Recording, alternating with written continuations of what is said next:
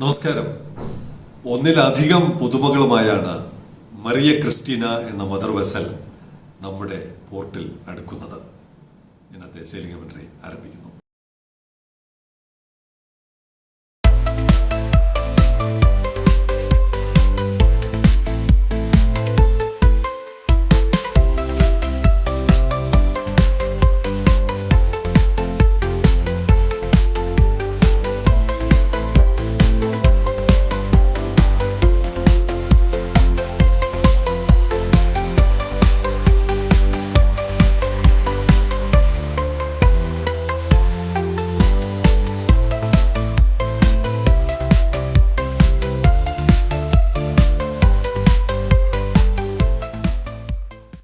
Sailing commentary ഇടയ്ക്കിടയ്ക്ക് പറയാറുണ്ട്, കപ്പൽ കമ്പനികൾ MSC, mask, CMSC, GM, evergreen ഇവരൊക്കെ ബൾക്കായിട്ട് 10 കപ്പലുകൾ, 12 കപ്പലുകൾ, 18 കപ്പലുകളിന് ഓർഡർ കൊടുത്ത കഥയും നമ്മൾ റിപ്പോർട്ട് ചെയ്തിട്ടുണ്ട്.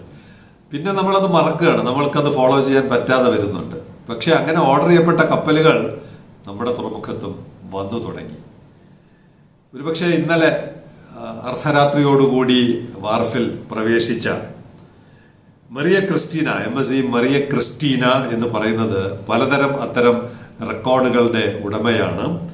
8 കപ്പലുകൾ ഒരുമിച്ച് ഓർഡർ ചെയ്ത ഇനത്തിലെ ആദ്യത്തെ അവൾ Mariya Cristina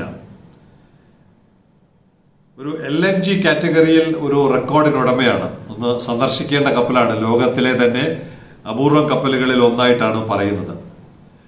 MSC welcomes new 16,000 TEU box ship fitted with world's largest type B LNG tank. കപ്പലല്ല, കപ്പലിന്റെ ഉള്ളിലിരിക്കുന്ന ഒരു ടാങ്ക് ലോകത്തിലെ തന്നെ B കാറ്റഗറിയിൽ ഏറ്റവും വലുതാണ്. Biggest of its kind in the world. ആ കാറ്റഗറിയിൽ ലോകത്തിലെ ഏറ്റവും വലിയ ഗർഭത്തിൽ വലിയൊരു ടാങ്കിനെ വഹിച്ചുകൊണ്ടാണ് മറിയ ക്രിസ്റ്റീന നമ്മുടെ പോർട്ടിൽ അടുത്തിരിക്കുന്നത്. ഇനിയുമുണ്ട് പ്രത്യേകത. കന്നി യാത്രയാണ്, കന്നി വരവാണ്. ഒക്ടോബർ 25-നാണ് നീറ്റിൽ ഇറങ്ങിയത്. ചൈനയിലെ പോർട്ടിൽ നിന്ന് Dalian shipbuilding industry, subsidiary of China state shipbuilding corporation, അങ്ങനെയുള്ള ഡാലിയൻ ഷിപ്പ് ബിൽഡിംഗ് യാർഡിൽ നിന്നാണ് കപ്പൽ നീറ്റിലിറങ്ങിയത്. കഴിഞ്ഞ മാസം 25-ാം തീയതി. അപ്പോൾ ഒരു മാസം പൂർത്തിയാകുമ്പോൾ ഈ സ്റ്റോറി റിപ്പോർട്ട് ചെയ്യാൻ പറ്റുന്നു. ഇന്നലെ പോർട്ടിൽ വാർഫിൽ അടുത്തിട്ടുണ്ടെങ്കിൽ ഒരു മാസത്തിന് മുമ്പ്. അതിനേക്കാൾ MSCയോട് നമ്മൾ കടപ്പെട്ടിരിക്കുന്നത് കന്നി യാത്രയിൽ തന്നെ തലസ്ഥാനത്തെ പോർട്ടിനെ ഉൾപ്പെടുത്തി എന്നത് മാത്രമല്ല, ലോകത്തെ വമ്പൻ പോർട്ടുകളുടെ ഗണത്തിൽ അവർ നമ്മുടെ പോർട്ടിനെയും ഉൾപ്പെടുത്തി. എവിടുന്നാണ് തുടക്കം? ഡാലിയൻ ഷിപ്പ് ബിൽഡിംഗ് യാർഡിൽ നിന്ന് തുടങ്ങി, പിന്നെ ടിയാൻജിൻ, ഡാലിയൻ ഷിപ്പ് ബിൽഡിംഗ് യാർഡിൽ നിന്ന് തുടങ്ങി, പിന്നെ ടിയാൻജിൻ, ബുസാൻ, കൊറിയയിലെ ബുസാൻ, വീണ്ടും ചൈനയിലെ ഷങ്ഹായ്, ചൈനയിലെ നിങ്ബോ, ചൈനയിലെ തന്നെ യന്തിയാൻ. ഇതെല്ലാം നമുക്ക് വളരെ ഫെമിലിയറായ പേരുകളാണ് ഇപ്പോൾ. പിന്നെ നേരെ സിംഗപ്പൂരിൽ നിന്ന് തഞ്ചൂങ് പലപ്പാസ്. അവിടെ എന്തോ ഒരു ചെറിയ കൺഫ്യൂഷൻ ഉണ്ട്. ആദ്യം സിംഗപ്പൂരിൽ പോയിട്ടാണോ വെഴിഞ്ഞത്തോട്ട് വരുന്നത്, അതല്ല സിംഗപ്പൂരിൽ നിന്ന് തഞ്ചൂങ് പലപ്പാസിൽ പോയിട്ട് വീണ്ടും സിംഗപ്പൂരിൽ പോയിട്ടാണോ വരുന്നത്. എന്തായാലും ഇവിടെ വരുന്നത് സിംഗപ്പൂരിൽ നിന്ന് വരുന്നു എന്നാണ് എഴുതിയിരിക്കുന്നത്. ഇവരുടെ ഈ ഓർഡറിൽ സിംഗപ്പൂർ, തഞ്ചൂങ് പലപ്പാസ്, വിഴിഞ്ഞം എന്നാണ്. അത് കഴിഞ്ഞ് ഇവിടുന്ന് കൊളംബോയിലോട്ട് പോകുമെന്നും എഴുതിയിട്ടുണ്ട്. അതിൻ്റെ സാധ്യത കുറവാണ്. ഇവിടെ വരുന്ന ഒരു മദർ വെസൽ പിന്നെ ബാക്കിലോട്ട് പോകുന്നത് അങ്ങനെ അപൂർവമാണ്, അങ്ങനെ കണ്ടിട്ടില്ല. എന്തായാലും കൊളംബോയും കൂടി ഈ വോയേജിൻ്റെ ഭാഗമായിട്ട് കാണുന്നുണ്ട്. അപ്പോൾ ഇത്തരം വമ്പൻ പോർട്ടുകളുടെ കൂട്ടത്തിൽ ആദ്യത്തെ യാത്രയിൽ തന്നെ, കന്നി യാത്രയിൽ തന്നെ നമ്മളെ കൂടി ഉൾപ്പെടുത്തിയതിന് നമ്മൾ MSCയോട് പ്രത്യേകം നന്ദി പറയണം.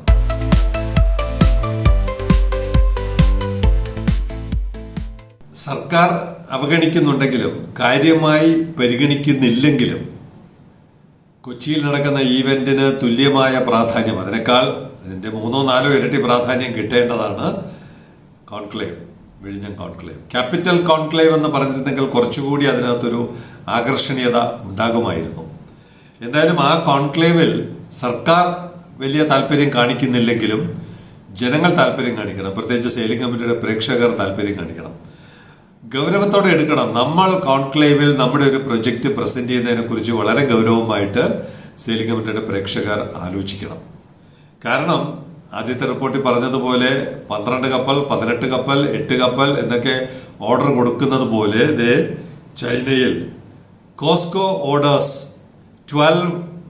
14,000 TEU.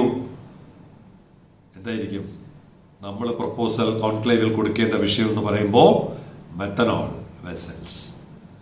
Costco orders 14,000 TEU methanol vessels. എല്ലാ രാജ്യങ്ങളും വളരെ ഗൗരവത്തോടെയാണ് ഈ വിഷയം എടുത്തിരിക്കുന്നത്. ഒരു ബങ്കർ ഫ്യൂവൽ നൽകാൻ ഇന്നത്തെ അവസ്ഥയിൽ കേരളത്തിന് കഴിയുകയില്ല, ഇന്ത്യക്കും കഴിയുന്നില്ല.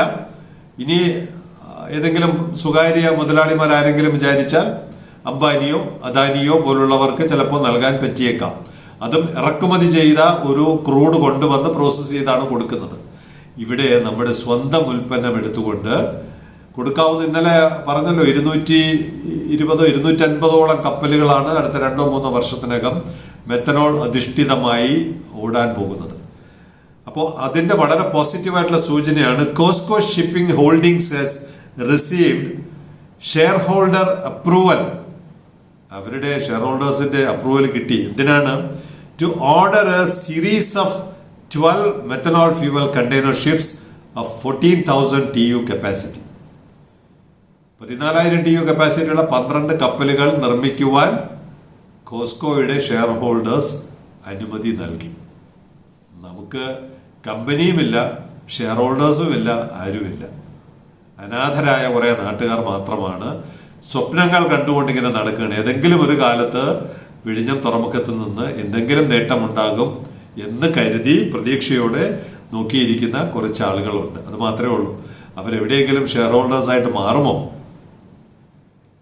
The vessels will be built by the Chinese shipyard COSCO Shipping Heavy Industry, യാങ്ഷു എന്നുള്ള പേരാണ് അറിയപ്പെടുന്നത്. അവരാണ് ഈ 12 കപ്പലുകൾ, 14,000 TEUവിൻ്റെ 12 കപ്പലുകൾ നിർമ്മിക്കാൻ പോകുന്നത്. ചൈനയിലെ സർക്കാർ കമ്പനിയാണ്, പൊതുമേഖലാ കമ്പനിയാണ്. അപ്പോൾ ഇത് ചൈന മാത്രം ചെയ്താൽ മതിയോ എന്നുള്ളതാണ് സെയിലിംഗ് കമ്മിറ്റിയുടെ സംശയം. നമുക്ക് ചെയ്യാനുള്ള റിസോഴ്സ് ഉണ്ട്, നോ ഹൗ ഇവിടെ തന്നെ ഉണ്ടാവും, അതിനകത്തുനിന്ന് യാതൊരു സംശയവുമില്ല. ഡിമാൻഡ് ഉണ്ടാവും, ഈ കപ്പലുകളെല്ലാം ഇവിടെ വരും. നമുക്കിത് കൊടുക്കാൻ പറ്റുമോ? പൂച്ചയ്ക്കാര് മണികെട്ടും എന്ന് പറയുന്നത് പോലെ നമുക്ക് ചെയ്യാൻ പറ്റുന്ന ഒരു കാര്യം നേതൃത്വം നൽകാൻ ഒരാൾ പോലും ഇല്ലാതെ, പ്രതീക്ഷയുടെ ഒരു കണിക പോലും കാണാതെ, തട്ടിക്കൂട്ട് കോൺക്ലേവുകളുടെ നാട്ടിൽ നമുക്ക് എന്തെങ്കിലും പ്രതീക്ഷ വെച്ചു പുലർത്താൻ പറ്റുമോ?